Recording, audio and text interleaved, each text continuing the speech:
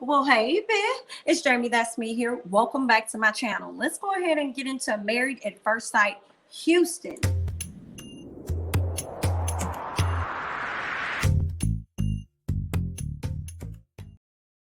All right, let's go ahead and start off with the couple, Brett and Ryan. Okay, let's go ahead and just run through the quick notes that I have on them, the quick cliff notes. Okay, on them. First of all, they're in the room, they're getting ready to, wind down after the wedding, get ready to take a nap or whatnot. Miss Ryan decided to walk out in her pajamas. Okay, Brett looked like he was a little bit of shocked because I think he probably thought she was gonna have on some lingerie or something, and she didn't. She definitely had on some old grandma pajamas, but at the end of the day, she definitely looked comfortable. Okay. Later on, we can see where Ryan goes to have a sit down with her family, and she also has a sit down with his family so they can get to know her, right? And vice versa. When Ryan sat down with Brett's family, he had absolutely no questions. And I guess that's just the introvert in him. I guess that's him being a bit shy or whatnot, but he had no questions. So I guess that was her mom that kind of had to, ease things along to kind of get some things out of him. I noticed that Ryan is pretty awkward, like socially awkward or whatnot. And her dad, he didn't offer nothing to the conversation, honey. He just sat there and just looked. But her mom, kind of engaged in the conversation with him a bit because I think she even asked him, "What are you expecting? What's something that you're expecting out of this marriage?" He couldn't even answer that question, honey. He was a bit shook up. Okay.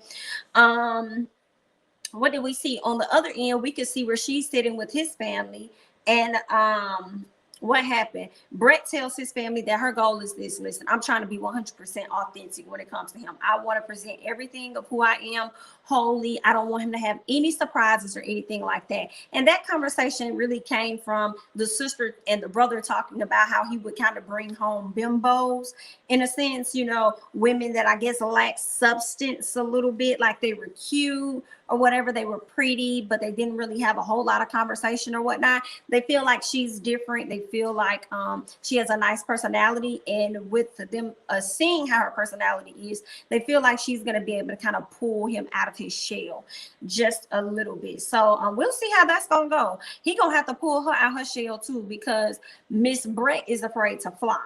Okay, so as they're getting ready to go off to the honeymoon, they're going to go to Florida Keys. All of the couples are going down to the Florida Keys. Miss Girl is nervous because, he likes to travel. And she likes to travel too. It's just that she's afraid of flying. So hopefully she can get over that fear, and, they can do some traveling and stuff together. Okay, so that's that. Let's go ahead and move on to Jose and Rachel. All right. Jose talking about how he just want to sleep in his bow tie. And Miss Rachel is like, well, baby, if that's what you want to do, who am I? I'm not going to complain about it. Do your thing. Okay. The next morning, we can see where they kissing all on each other, and they didn't brush their teeth or nothing. I was like, oh, y'all up here acting like y'all been together for years. Honey, you don't know this man like that. Okay. She tells him that she thinks that he's perfect for her, and that she feels like he compliments her as well. But Rachel is a bit curious about what are they going to end up arguing about. And as they meet the families, we're able to kind of get an idea of what they possibly may end up arguing about. Okay, so he sits with her mom and her friend, the friend that I think is the same friend that I be keeping my eye on because I feel like she's a hating ass bitch. Yeah, her. Okay, he speaks so highly of her, so highly of her. But I felt like her mama was low-key, SHIing on her. I was like, not her mama. I mean, I know she was trying to keep it real, but dang. Okay, her mama was saying some little fly stuff, and I ain't like that. And then here go the friend, she gonna speak up and say, I can't wait until you see her car. Basically saying how she doesn't keep things really tidy up. She's always like on the go, busy, working, that she doesn't really, I guess she's not like a clean person or whatever they were trying to say. She said, I can't wait till you see her car. And I'm like, who says that? What's wrong with her car? Okay, 1 minute you sit up here talking about you don't know if she's gonna be attracted to the man. Like, what if he thinks you're not attractive at all? And then you turn around and say, I can't wait till you see your card. Okay. Watch her because she gives me jealous. Let's move on. Okay. I did feel like the mom and the friend got a little too real.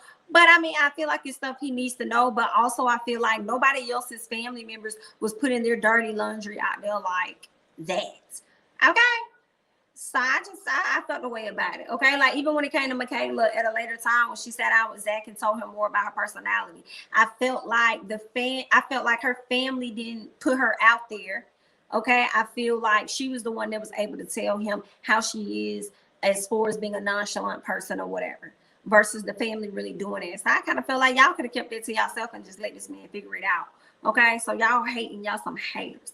But we'll move on. Okay, so she goes to sit down with his dad, his stepmom, and his mom as well, and she wants to know more about this structured lifestyle that he lives. Like, how serious it is it? And the stepmom and the daddy, everybody pretty much is like, girl, it's very, very serious to him. Okay, so if you're not on that tip, you're gonna have to get on that tip. Okay, I feel like that's where the major issue is going to come in. Her not having structure, her not being a tidy person, him being a tidy person.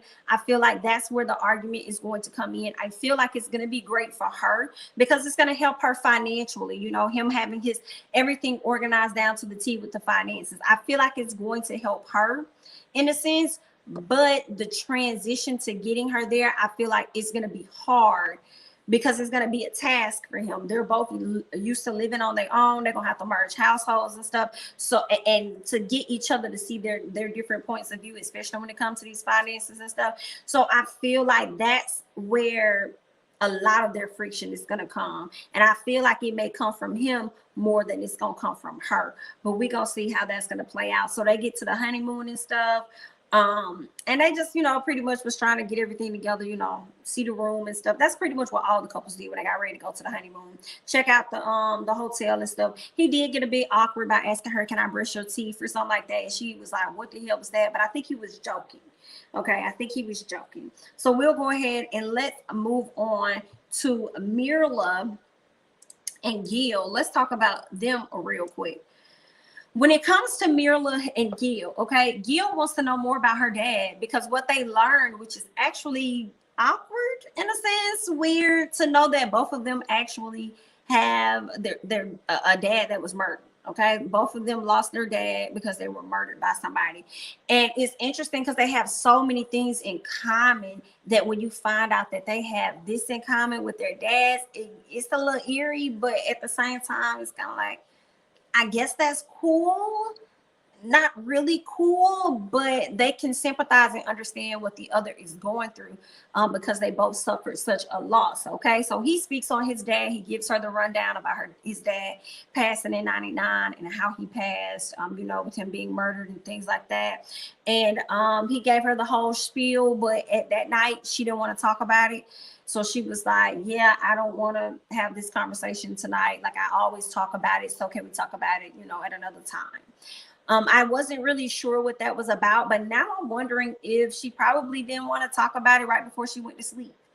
You know what I'm saying? Probably have dreams or something. Or maybe she just was genuinely not in the mood to have that conversation right then. Okay. Eventually she did talk about it.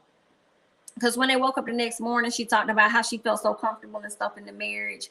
So far, it's been like a day, and he felt the same. He felt like he's known her for such a long time.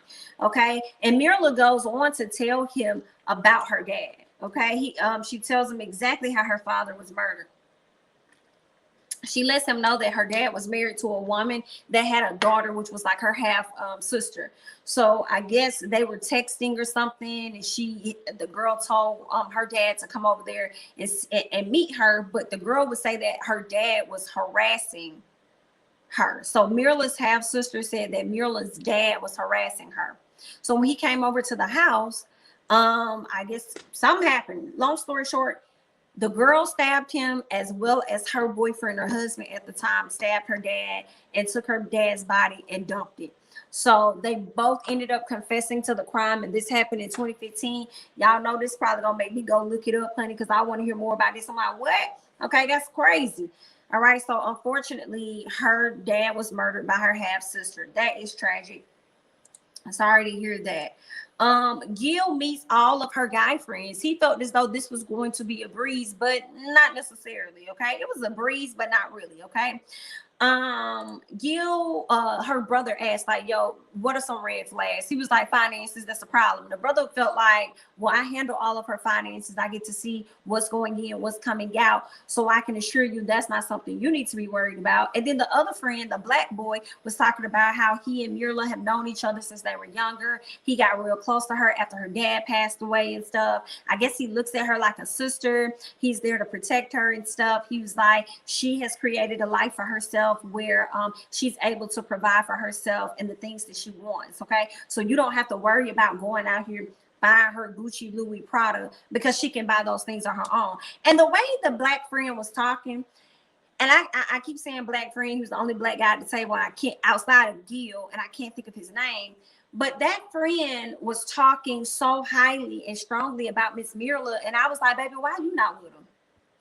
Okay, why are you not with Miss Myrla, sir? What was going on? Do you have a girlfriend, sir? Are you married? Okay, have you guys dated in the past? Okay, that's what Gil should have been up there asking. All right, why are you not with her? All right, since you there to protect her, you know so much about her and everything. Why you ain't with her? Okay, the other dude at the table, he was just sipping on his drink, honey. Hilarious. He ain't had nothing to say. He's like, I'm just here for the antics. That's all he was giving.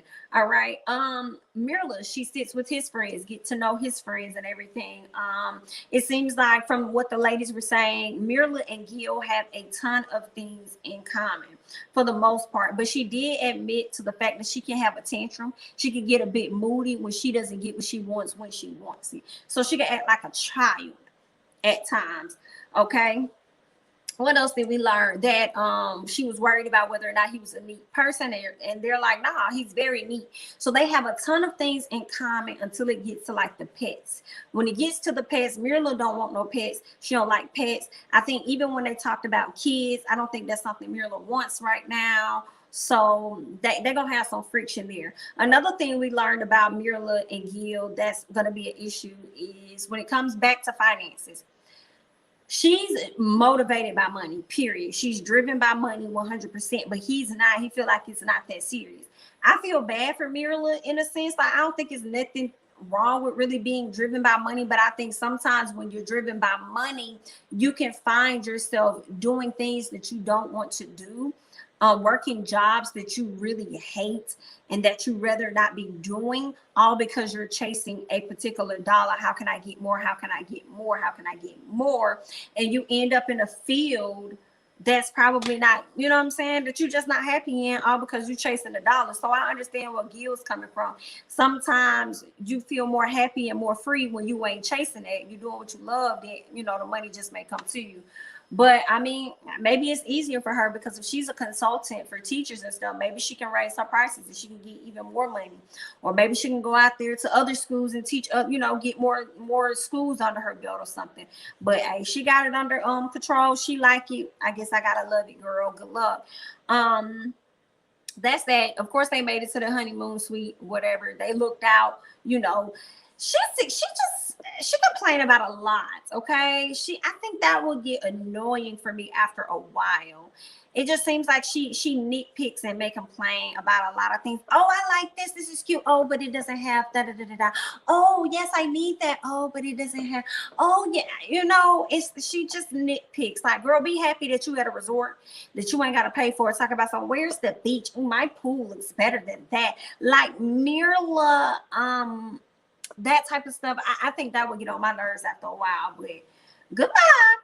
Let's go ahead and move on to Johnny and Bao. Let's talk about Johnny and Bao.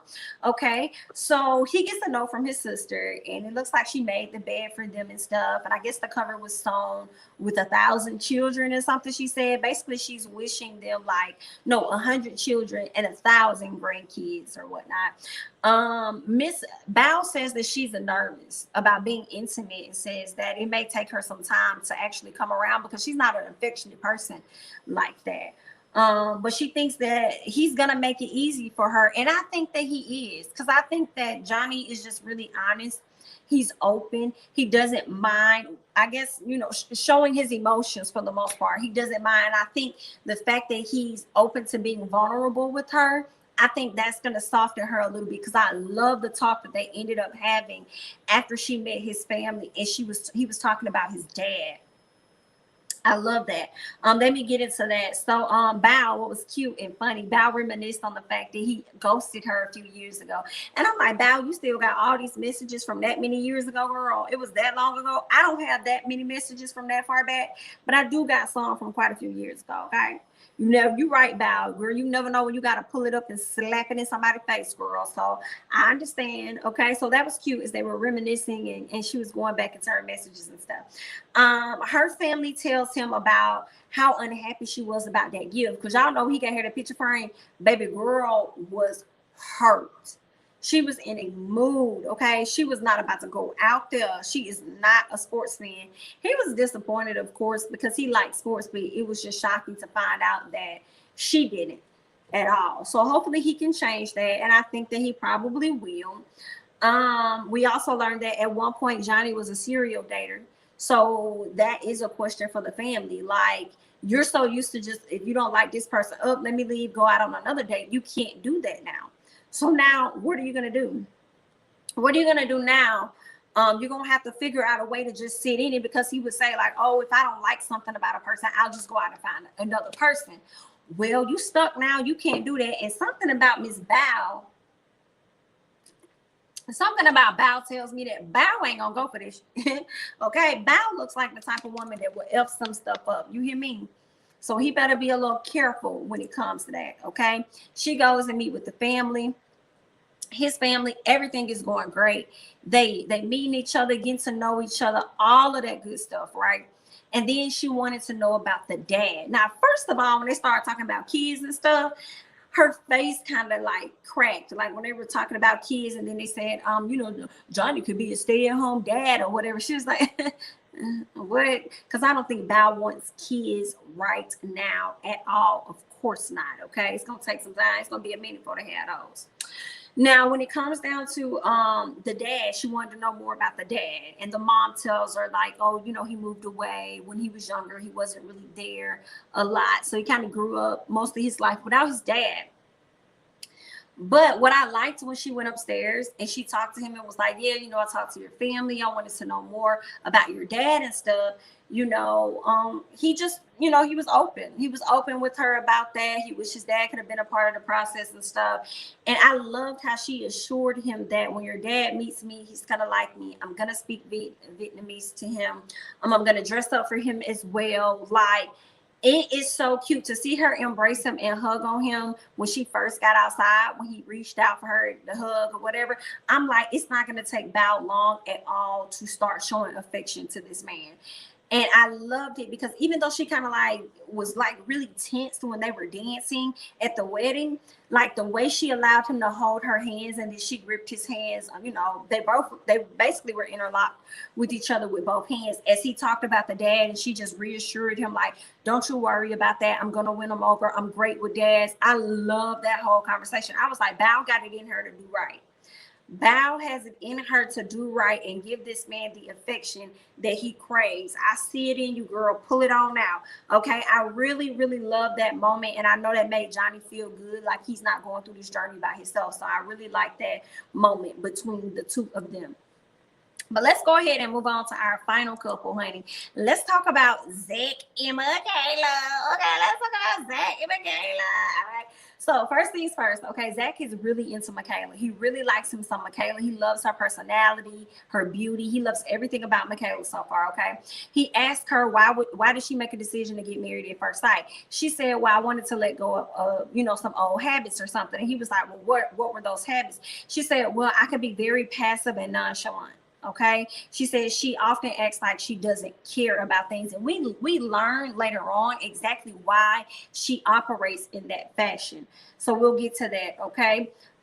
She says that she's a person that doesn't speak up as often, which is not a good thing because we also know that she'll blow up, right? So that means that she holds on to things, holds on to stuff, holds on to stuff, holds on until she just like explode, and that's not a good thing. Instead of slowly getting that stuff off your chest now, which is healthier, addressing the issues, having a conversation about it so that the person can correct whatever issue they have, that doesn't have to be added to the pile, anymore for it to, you know, blow up. But I love how Zach said, listen, I want this relationship to work. So if you're ever feeling a way about anything, please let me know. I said, come on, Zach, be a man, be a man. Tell her to keep it honest. She asked him immediately, are you jealous? He was like, no. Are you? She was like, no, I'm not jealous, but I'm I'm possessive. I said, possessive? You what? She was like, yeah, I just feel like it's mine.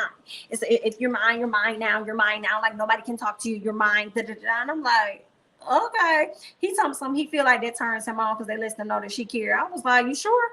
I'm like, is she obsessive and possessive? Is she a little bit of both? Is she obsessive and possessive? I'm a little concerned for Miss Michaela. I'm like, okay, you got some insecurity issues that you feel like you got to be that possessive. And you being possessive right off the bat, as if Zach is not going to give you the security that you need to not even operate like that within this relationship. And he told me something, I think that's cute. It kind of turns me on. No, I wish you would have said, well, listen, in this relationship, you don't have to worry about being possessive over me, X, Y, and Z, because I'm going to give you everything that you need. You're going to feel secure. You're going to feel this. You're going to feel whatever it was. You know what I'm saying? He could have, and she'll see through his actions, maybe he could have told her that. But I don't know. That kind of got me concerned, possessive.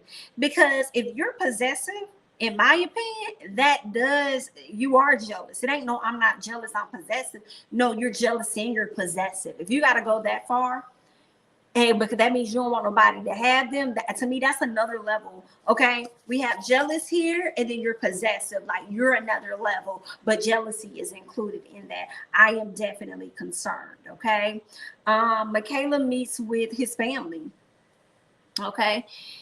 They want to know what she likes about him. She's like, I love that he's genuine, he's honest, and he really pays attention. Okay, so then the dad is like, did you know that he was spoiled? The mom's like, I don't know if my baby's spoiled. My baby is a particular, period. I'm like, okay, interesting. I hope Michaela is going to be able to handle the spoiledness of Zach. He hasn't shown that yet, but I wonder what that is going to look like for Zach and him being spoiled. Let's move on. Okay, so the dad asked her, how do you deal with conflict, right? And she ends up talking about her parents and how her parents she didn't grow up with a great example of that. And she also let them know that her dad passed away, okay, and how he died and how he was killed and stuff. And she appreciated him for dancing with her at that moment. I teared up on that because that was very big of that man to do that, and he doesn't even know this young lady. But knowing that she's marrying his son, and he stood in for that, and I just thought that was such a beautiful moment, in my opinion, because when they first called for her to hit the floor for a dad dance, she kind of looked like, what the heck? You know what I'm saying? She didn't want to talk about it. Like she was kind of looking like, didn't I tell y'all my father passed away? Why are y'all? You know what I'm saying? Who said that? So then his dad walked over, like, Michaela, can I dance? And she was like, sure, we can do that. We can do that. That was a beautiful moment. I really, really liked that. That was really nice of him to do that. Okay. She talks about her parents and how they handled their arguments. And it was really crazy. And I guess that was a decision she made within herself from that moment on, that she wouldn't handle it like that. So to avoid having blowouts or arguments, she says that she just kind of like, pretty much, we know she told Zach that she gets like quiet, she gets nonchalant about it. She acts as though things don't bother her when deep down inside they do. She's very passive about it.